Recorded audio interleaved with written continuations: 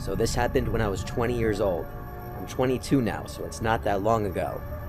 While in college, I was a babysitter during the week for a family, and sometimes I would nanny for this other, wealthier family on the weekends.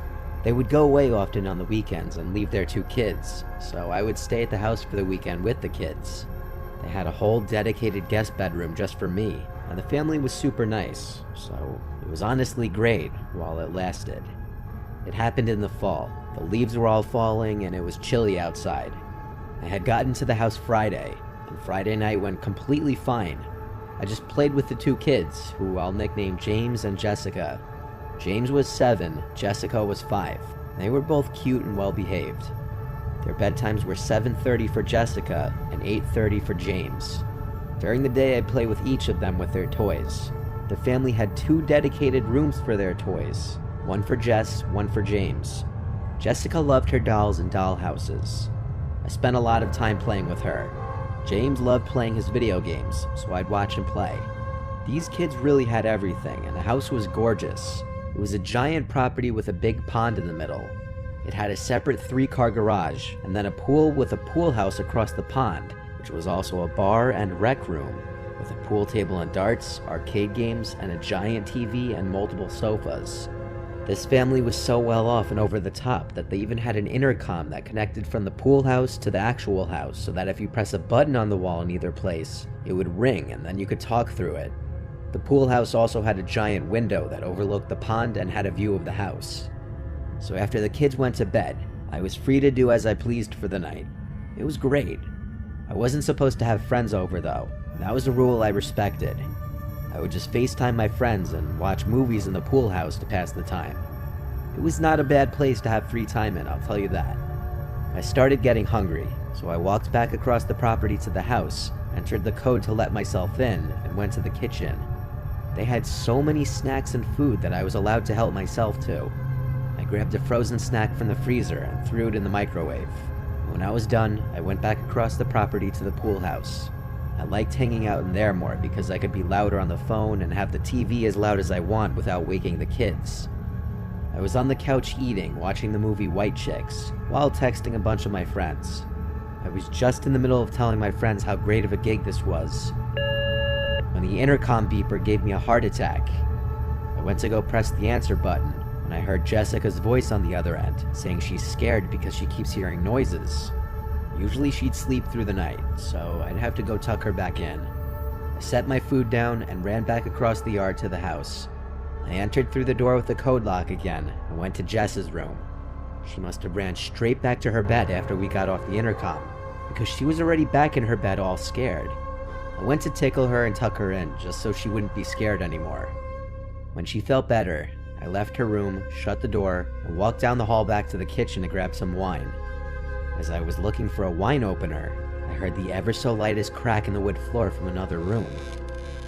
I froze and looked in that direction, instinctively waiting for a second sound. I didn't want to start freaking myself out now. I didn't want Jessica saying she's hearing noises to get in my head. I was thinking it was a regular house settling noise. I admit I was a little creeped out now, but I left the lights and TV on in the pool house, so I had to go back. I went outside, locked the door with the code, and ran across to the pool house. I sat back down on the couch and resumed eating the rest of my food. I didn't end up bringing the wine. I still had White Chicks on, though I was mostly just getting distracted on my phone. And that damn intercom went off again, making me jump in my seat. I hurried to answer it, and when I did, there was silence on the other end. "Jessica," I said into the mic. I thought for sure I heard someone breathing, but that's all I could hear. I said both Jessica and James' names at least 3 times each. Now I was actually starting to become terrified.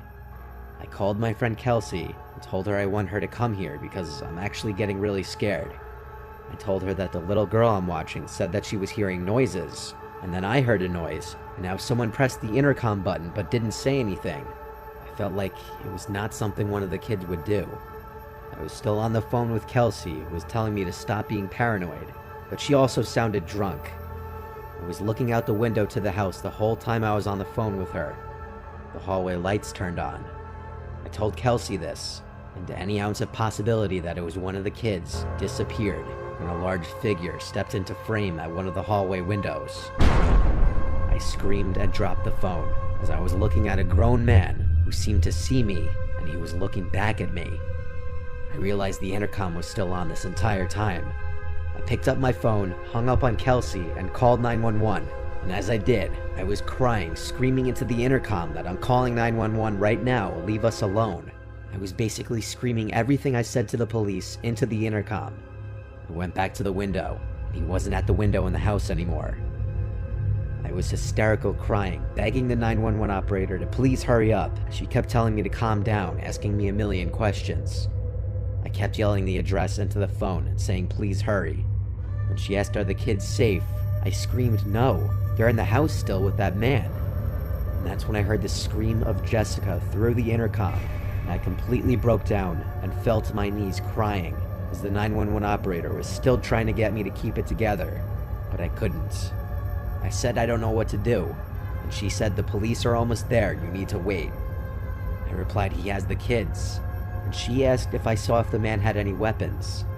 I said I couldn't tell, but then I heard Jessica's voice speaking into the intercom, saying my name. I went over and shouted, yes, I'm here. Get your brother and get out of the house. She was crying, saying that there was a man in here. I said, yes, I know. Just get your brother and come outside now. It was the bravest thing I had ever done, running outside back across the yard to the house and meeting the two kids who were already at the door. I grabbed both of them and led them back across the yard to the pool house again, where we hid with the lights off. Both of them were crying, and I still wanted to as well, but I had to be strong and keep it together for them. I still was on the phone with 911, and she eventually told me that the police are here, and that they'll come meet us at the pool house. Those words were the most comforting words I'd heard in my life. The flashlights of the police shone through the windows. I led the kids to the door, where we met a couple police officers.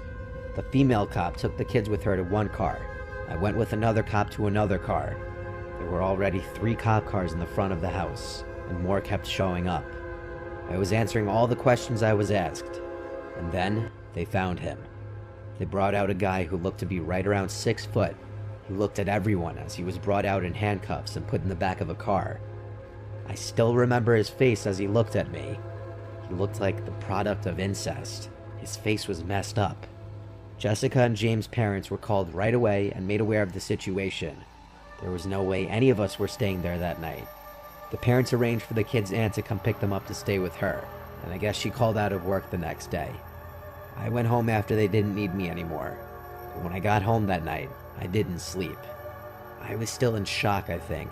I still had a leftover adrenaline rush. The parents understandably didn't leave their kids alone for a long time after that, I'm sure. I do know they pressed charges to the fullest extent, and with their resources, I hope that creep got what he deserved and more. I respectfully told them I couldn't stay there anymore because I was haunted by that night. I could only imagine how scarred those poor kids were, and maybe still are.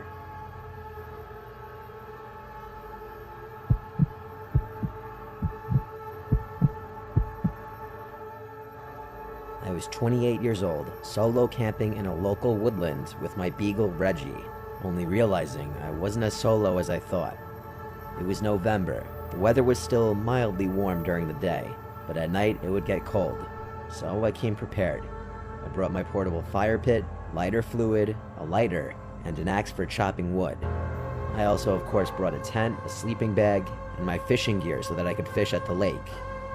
I brought enough food to last the 2 days we'd be there, but if I caught some fish, I would plan to eat it. I hiked from my truck about a mile into the forest until I was near enough to the lake. I set up my campsite in a comfortable little opening, and I brought Reggie along with me to the lake to go fishing. I caught a couple smaller fish that weren't really worth trying to cook, so I threw them back in. Reggie kept looking into the forest at something, and his tail would stop wagging as if he locked onto something. It could have been any number of little animals that he heard or saw. He's well trained not to go running off though, so I don't keep him on a leash. After maybe an hour of fishing, we went for a hike around the lake. When we were directly across the lake from our campsite, I looked over to the other side, and I saw what looked like a couple of people walking into the woods. They were so far away it was hard to tell, but they really did look like people, and they were right around where the campsite was. I didn't want to get robbed, So I told Reggie come on, and we made a quick pace back around the lake. When we got back to the campsite, my tent zipper was open. Someone had gone through it, no doubt. Surprisingly, nothing appeared to be missing though. Not that there was really much to steal beyond the fire pit and fishing supplies. Still, I knew I was right when I thought I saw people, and the fact that they had gone through my campsite gave me the creeps. To be safe, I spent the next hour or so moving my campsite to a different spot a little further up the lake. Then I started chopping some wood to get a fire going in the fire pit. Once that was going, I fed Reggie, and then heated up some chili for dinner. Then we sat by the fire, and I was writing in my journal when Reggie started barking at something in the forest. It was dark now, and I didn't really see anything beyond what the fire lit up. I looked out into the darkness, a little creeped out. On that note, I brought Reggie inside of the tent and went to put out the fire. If there were people out in these woods, I didn't really want to be advertising my location with the fire. I climbed into the sleeping bag, and with my reading light next to me, I was reading my novel. Reggie's ears would repeatedly move as he was hearing things that I wasn't hearing. He kept looking around at the tent walls. I kept saying, "What is it, boy?" He started to growl. He heard something out there. It could have maybe been a deer, it could have maybe been a bear, or it could have been a person. I found the idea of a person being out there still, in the dark, to be more terrifying than a bear. Eventually, Reggie calmed down and put his head down. With that, I was uncomfortable and wanted the night to pass, so I turned off my lantern and went to sleep. I woke up hours later to Reggie growling and howling. I told him to be quiet. I listened, and I could hear someone whistling, the kind of whistling you do to a dog to get their attention. Reggie started growling again in response to it. Someone was actually out there at my campsite in the pitch black darkness, and I was scared shitless. The whistling turned to a clicking noise from someone's mouth. Then footsteps started getting closer to the tent, until they were right outside the tent, and then they stopped.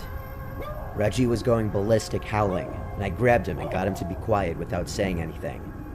Without the crackling of the fire, there was total silence apart from the wind. Reggie started growling again, looking in the direction of the zipper of the tent. Silence, until finally, another whistle from right outside the tent door. Reggie went ballistic again. I tried to fake a really deep, commanding voice and yelled, "You better get out of here, I have a gun." But my voice just came out shaky and scared sounding. The footsteps walked away from the tent at a slow, heavy pace until they faded away completely. That, or they simply stopped in their tracks not far from the tent, because Reggie kept growling on and off for like an hour after that. I couldn't sleep after that, but I was too terrified to leave the tent and pack up everything in the dark. My phone had no service in the middle of the forest, so it's not like I could even call a family member or friend to tell them about what's going on. And then, out in the distance, there was a woman's scream that probably echoed for miles. It sounded like a woman literally screaming for her life. This was the final straw. I grabbed Reggie, put on my boots, grabbed my flashlight, and ran. I ran the way I came all the way until I got to my truck. I still had no cell reception. I slept in my truck that night, and at dawn, I went back into the woods with Reggie back to the campsite. I collected all my things and disassembled my tent. I didn't even pay attention to if my things were gone through again. I was just in a rush to get out of there. Half an hour later, I had the truck loaded up and I was out of there. As soon as I had reception, I called this non-emergency police number that I found online to report a woman's scream and suspicious people around my campsite the night before. I don't know what became of any of that, and I don't know what was going on in those woods, but I never returned to go camping there again.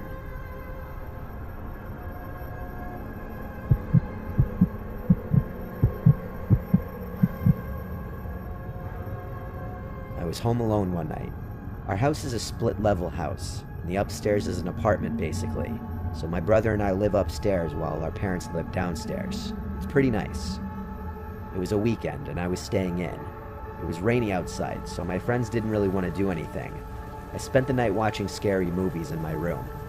I was watching Dr. Sleep, a movie I'd never seen before, and I was pretty invested in it. I paused it while I went to go grab a snack in the kitchen. I went to the pantry closet, grabbed a box of crackers, and then heard a sound from downstairs, which I dismissed as nothing. I went back to my room, shut the door, and turned the movie back on. I noticed the backyard motion light was now on, and I heard some sounds from downstairs, directly below my bedroom. It sounded like the back door being closed. So to explain the layout of our house, my room is directly above the back door to the house on my parents' floor. The walls in this house are paper thin. You could hear a pin drop from downstairs. So I easily heard someone downstairs. And when I paused the movie, it became more obvious that I was hearing footsteps. I texted my family group chat asking who just got home. My mom answered within a minute saying we're not home. That would mean it would have to be my brother, but that would be incredibly weird since he never enters through the back of the house. He also wasn't supposed to be home tonight. I said in our group chat, "I hear someone downstairs. Alex, is that you?" He didn't reply. I heard the footsteps crossing the house towards the front until they were out of earshot. Then I heard footsteps coming up the stairs. I turned off the TV. The footsteps were coming straight down the hall to my room, skipping every other room in the hallway. They were heavy footsteps. They got to my door, and then my door opened. I was laying still in my bed, pretending to have my eyes shut, squinting just enough to see a head peering into the room through the doorway, looking right at me. It was dark. I could only see the person's eyes, and it didn't look like Alex. He stood at the doorway, watching for what felt like forever as I laid there pretending to be asleep. After maybe 30 seconds to a minute, he closed the door, but I didn't hear footsteps walk away. I texted my family group chat in all capitals, "Alex, please tell me that's you in the house." He replied back almost instantly, saying, "No, what are you talking about?"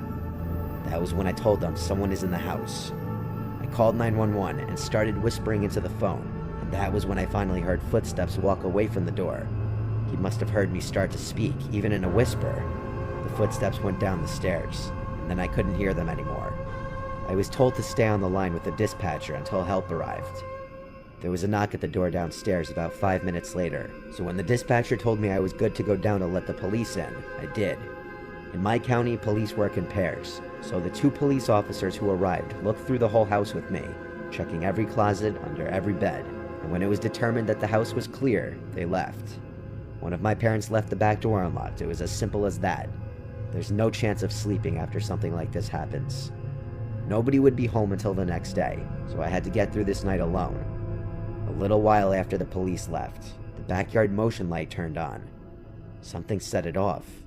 I looked out my window and caught just a glimpse of a man walking away from the house into a far dark corner of the backyard where I couldn't see him anymore. I think he may have tried entering the house again, but this time the door was locked. I watched through the window for as long as the motion light was on. When it turned off, it was too dark to see anything out there. As long as the light didn't go off again, then I'd know he wasn't coming back. Thankfully, he never did. Taking half a second to lock your doors can be the difference between someone getting in your house or not. Because my parents forgot to lock the door, I will now forever have the haunting image of seeing that person's head peering into my room looking at me, specifically the eyes. It's an image that's going to stay with me.